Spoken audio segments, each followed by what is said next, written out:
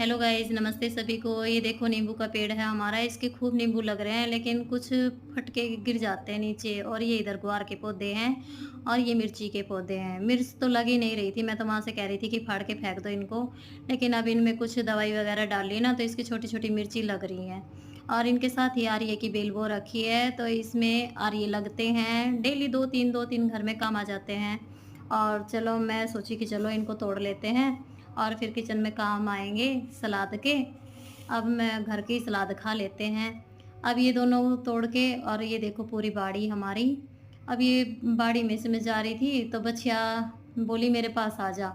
अब मैं इसको सहलाने लगी तो फिर बिल्लू बोला मेरे भी लाड कर। मैं इसके पास चली गई। अरे तो भैंस भी कह रही है कि मेरे पास भी आ जा।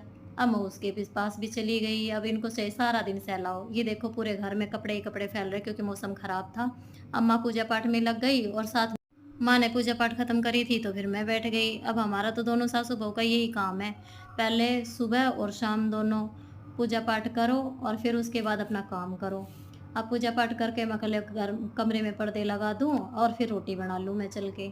अब मैं किचन में गई, मैं रोटी बनाने के लिए लगी तो पहला ही पराठा मेरा जल गया।